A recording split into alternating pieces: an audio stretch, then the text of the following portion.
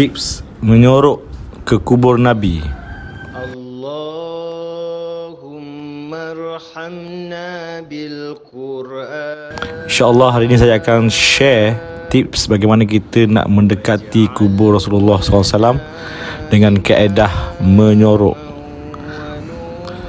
Kisahnya, hari itu saya cerita Masjid Seri Petaling dalam kenangan, meriahnya bagai Masjid Nabawi. Maka syukur Alhamdulillah, hari ini rezeki Allah Subhanahu Wa Taala dapatlah saya ziarah ke Masjid Nabawi. Maka bercucuranlah air mata sebab saya yang banyak dosa ini masih diberi ruang oleh Allah Subhanahu Wa Taala terpilih untuk mendekati jasad Nabi Muhammad SAW. Alangkah ajaibnya cinta, bila rindu dapat tengok bumbung pun terubat rindu. Maka di kubur Nabi ini terlihatlah beribu-ribu kaum wanita yang melepaskan rindu dengan hanya melihat bumbung kubur berwarna hijau. Bercucuran air mata mereka rindu pada Rasulullah SAW. Berterima kasih kerana susah payah baginda sebarkan agama telah sampai kepada kaum Hawa, hingga nikmat beragama telah mencecah beribu-ribu tahun. Terima kasih ya Rasulullah. Orang perempuan dia tak boleh masuk masjid, jadi dia hanya melepaskan rindu dengan melihat bumbung hijau. Kaum lelaki pula lain ceritanya, sebab mereka boleh berbaris masuk mendekati kubur Rasulullah SAW. Maka di hadapan kubur kelihatanlah bercucuran air mata lelaki menyebut-nyebut nama Rasulullah SAW. Ada yang minta maaf kerana masjid di kampung tak ramai yang datang solat berjemaah. Salah saya ya Rasulullah, gagal dakwah pada jiran-jiran macam Rasulullah.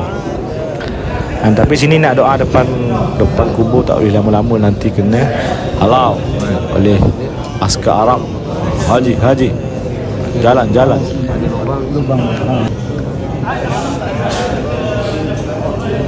ya haji. Barakani. Haji.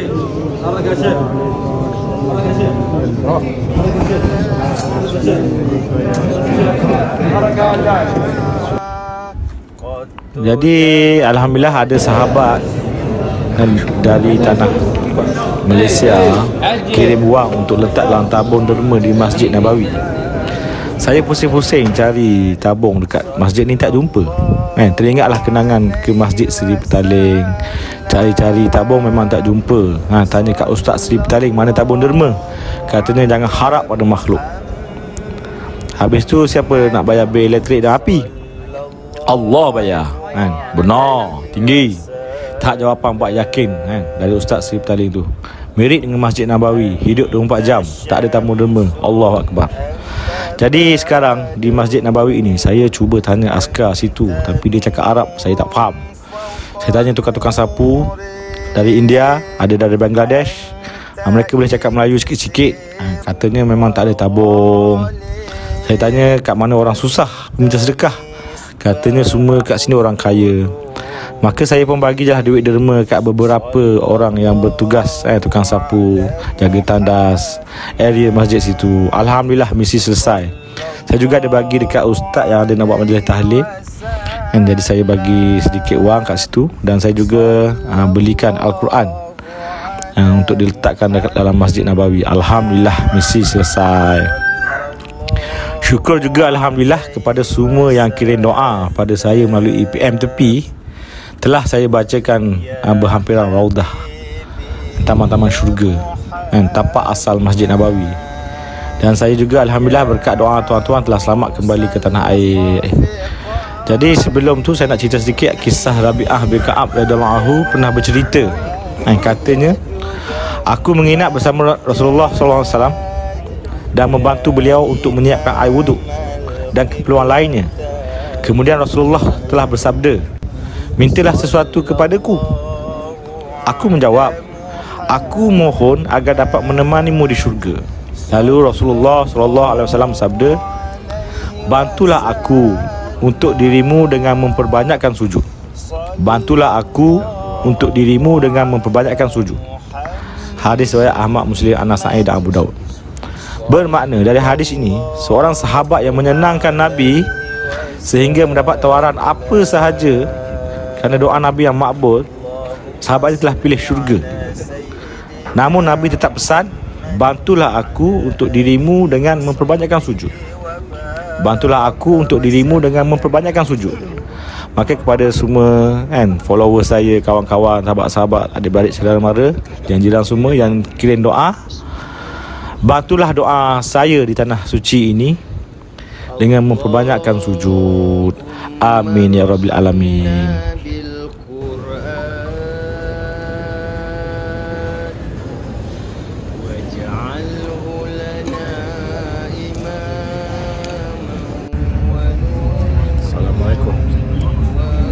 Assalamualaikum.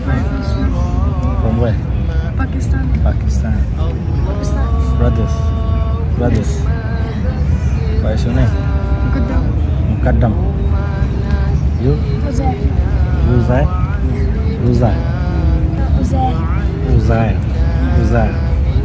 Your father name? Kasser. Ghazali. Kasser. Ghazal. Kasser. Ghazal. How many days? One night. One night. After this, Yes. Tomorrow. Makkah already. Jeddah. Makkah. We live in Jeddah. My name is Muhammad Hamka from Malaysia. InsyaAllah doa. Okey, sedikit tips bagaimana nak solat dekat dengan kubur Nabi. Pesan ustaz sebelum saya sampai ke Madinah, jika nak solat dekat kubur Nabi kena menyorok, kena nusuk. Orang Terengganu kata nusuk. Jadi kubur Nabi ni betul-betul sebelah Raudah, taman syurga, tempat wahyu kerap turun, doa makbul, tapak asal Masjid Nabawi.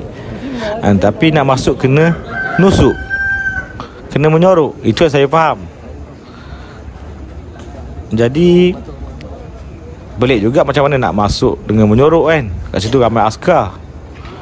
Jadi sebelum tu saya nak cerita, ketika Rasulullah SAW wafat, baginda dikuburkan di dalam kubur, di dalam bilik tidur dia. Dan Siti Aisyah selalu tinggal di sana, ziarah Nabi kat sana. Kemudian apabila Abu Bakar radhiyallahu sakit, beliau minta izin pada Aisyah untuk dikuburkan dalam bilik Nabi di samping Rasulullah SAW yang dicintai. Dan Aisyah mengizinkannya. Maklumlah Abu Bakar adalah ayah Aisyah radhiyallahu anha. Kemudian ketika zaman Sayyidina Umar Al-Khattab radhiyallahu sakit, beliau juga minta izin pada Aisyah radhiyallahu anha untuk dikuburkan di samping sahabatnya Abu Bakar dan Rasulullah SAW. Padahal Siti Aisyah dah rancang nak dikuburkan di samping suami dan ayahnya yang dicintai, tapi demi rasa hormatnya kepada Amir Sa'ab, kepada khalifah, kepada sahabat karib suaminya, maka Aisyah radhiyallahu anha mengizinkannya. Dan menurut riwayat, setelah Umar Al-Khattab dikuburkan di samping Rasulullah SAW, maka Aisyah bila masuk dekat kamar tu tidak pernah membuka auratnya lagi, kerana telah ada orang asing bukan mahram dikuburnya. Jadi Aisyah dikuburkan di kuburan Baqa. Nanti saya share lah kubur Aisyah nanti di lain video. Pendek cerita, syukur Alhamdulillah rezeki saya dapat solat beberapa rakaat di Raudah, dapat berdoa. Dan bila datang pada waktu 2 pagi, dia orang buka macam tu je, boleh masuk. Alhamdulillah. Jadi kita boleh bertahajud kat situ, bertahajud di sebelah kubur Nabi Abu Bakar dan Umar radhiyallahu. So bab masuk menyorok tu bukanlah masuk secara curi-curi.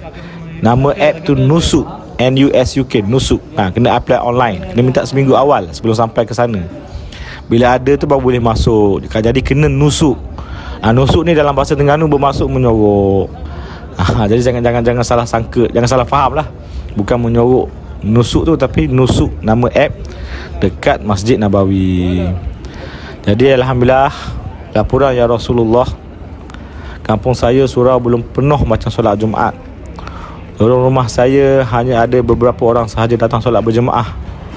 Amalan ziarah dari rumah ke rumah dari 2 kali seminggu kini hanya sekali seminggu.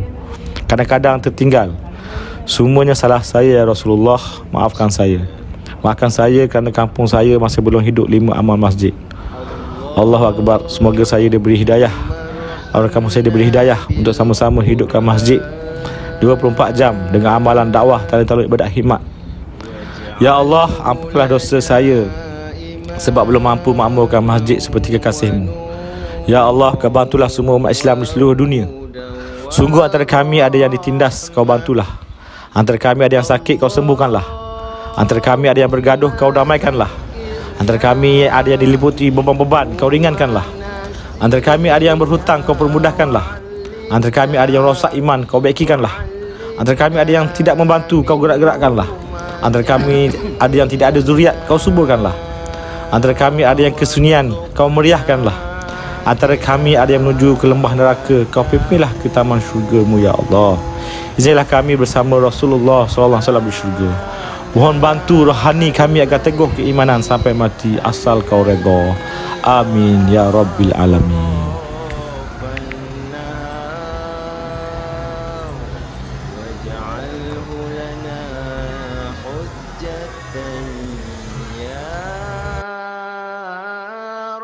رب العالمين